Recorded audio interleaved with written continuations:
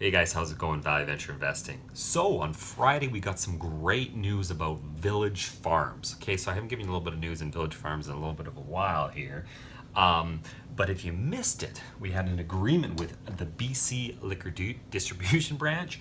I'll let you guys know exactly what that is if you're not from British Columbia, Canada. And also, the big news was the sales license that we've been waiting for. So after hours here, looking at the stock, it's up on almost 6%. It's been changing a little bit here. Personally, I think maybe some of this news in regards to them getting their actual sales license is priced in, but we'll have to see tomorrow morning when the stock opens. So two good news is bang bang. The first one was, of course, the agreement with the BC liquor distribution. And when I saw this deal, I kind of thought to myself, their sales license must be imminent. So Village Farms has a lot of their licensing that they need. Well, really everything now, I assume. But the big one that they were missing was actually being able to sell directly to, like, for example, BC liquor stores or to Ontario, right? So they were kind of behind in terms of that comparatively to other companies. So let's go into the first news article, the press release that Village Farms came out with. So again here, the news was Village Farm International announces Pure Sunfarms cannabis supply agreement with the BC Liquor Distribution Branch. So the article goes on to say Village Farms International, Village Farms, or the company, and it talks about where that is duly listed, as you guys know, today announced that its 50% owned joint venture for large-scale, low-cost, high-quality cannabis productions, Pure Sunfarms, has entered into a supply agreement with the BC Liquor Distribution Branch to supply the BCLDB with Pure Sunfarms branded cannabis products for the recreational market in the province of British Columbia. Pure Sunfarms will begin shipping packaged product to the BCLDB as well as the Ontario Cannabis Retail Corporation. That's a big one. With whom it entered into a supply agreement with in February of 2019, as soon as possible upon receipt of its license amendment permitting sales and distribution directly to provincial, territorial wholesalers and authorized private retailers. So this is exactly what I said to you guys before. So they have their licensing in place, but they didn't have this sales license so that they could sell directly to the provinces and directly to private stores as well. So let's continue on with the story here. Combined, Ontario and British Columbia comprise more than half of Canada's population, with Ontario, Canada's most populated province, and British Columbia, Canada's third most populated province, comprising more than 38% and more than 13% of Canada's population, respectively. Pure Sunfarms also continues to advance discussions with other provincial distributors for potential supply agreements. So if you're not Canadian, if you're from the States and you're investing in the one that's on the NASDAQ, that explains it pretty well there. Our population in Canada isn't anywhere near that in the United States. I think we're about 35 million or something like that. But Ontario has a huge proportion of the population, and BC is pretty big as well. So getting these two supply agreements in place at first is huge. It's huge to be able to get into that kind of scale that quick. And I'm going to look into the BC Liquor Distribution Branch here in a sec for you guys to show you exactly what I mean. So let's continue with the article here. So the CEO then makes some comments here on the article. The announcement of today's supply agreement with the BCLDB represent a major milestone for Pure Sunfarms, and said Mandel. Oh, sorry, this was actually another executive in here, the president and chief executive officer for Pure Farms. Sorry. We are proudly BC-based, cultivating cannabis to the highest standards by the most experienced growers in the industry, and look forward to having Pure Sunfarms product available in our home province. Pure Sunfarms is already one of Canada's largest cannabis producers, with an outstanding reputation for quality, consistency, safety, and reliability, said Michael DiGiulano. So that's actually the CEO there that made that comment. The supply agreement for Canada's third most populous province will significantly expand Pure Sunfarms' market reach when it begins sales directly to provincial and territorial wholesalers, taking the next steps in establishing Pure Sunfarms as a premier national brand with Canadian cannabis consumers.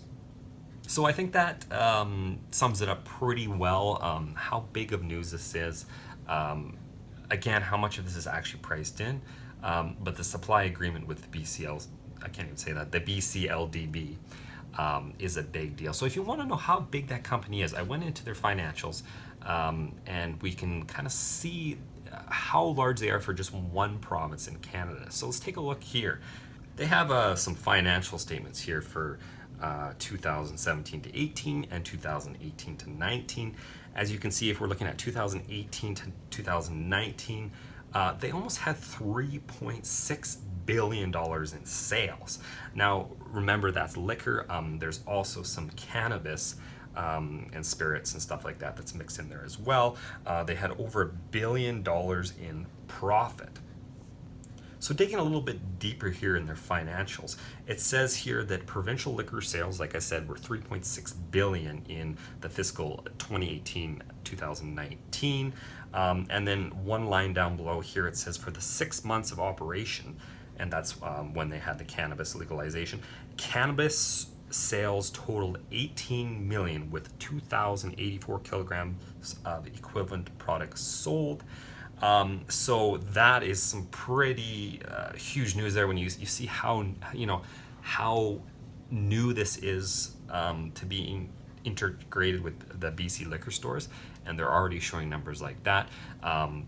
So of that 3.6 billion, essentially 18 million dollars was cannabis. Digging a little bit further here, you might wonder, why were they that low? Well, we've heard this story before. Here it says under cannabis, supply shortages and slower than anticipated provincial and municipal approvals, like this is what we've been talking about today, them finally getting their license, resulted in BC cannabis industry evolving at a slower than expected rate.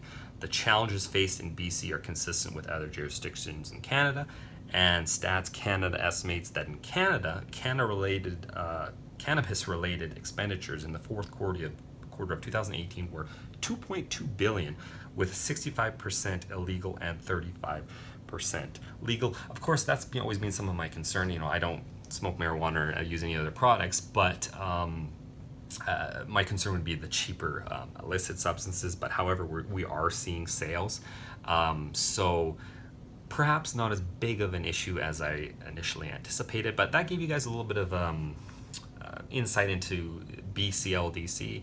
Even if you live in British Columbia, you may not know how big it is, how much money they generate, and how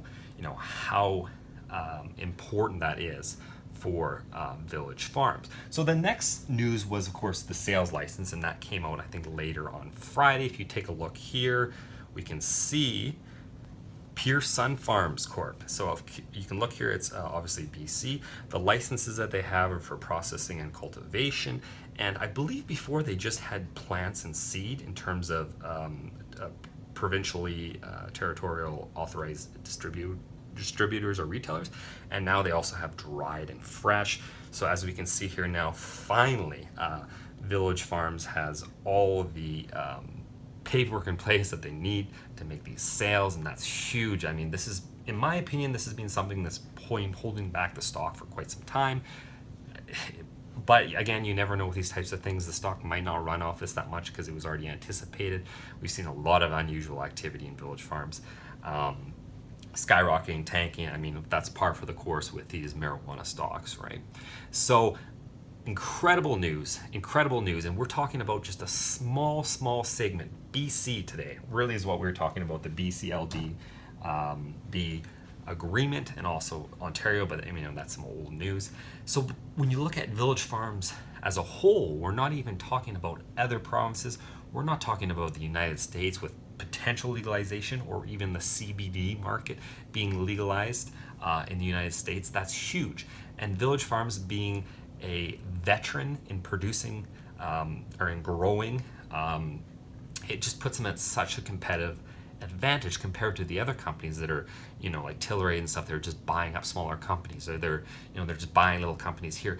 Village Farms is so well integrated. They have over 30 years of growing experience, and to be getting these agreements in place is huge. So I just wanted to do an update for you guys today on two of the biggest the biggest contributors to this stock, being well over 30, maybe even further, who knows, and going forward with a PE of, I think it's got a forward PE of 17 times earnings.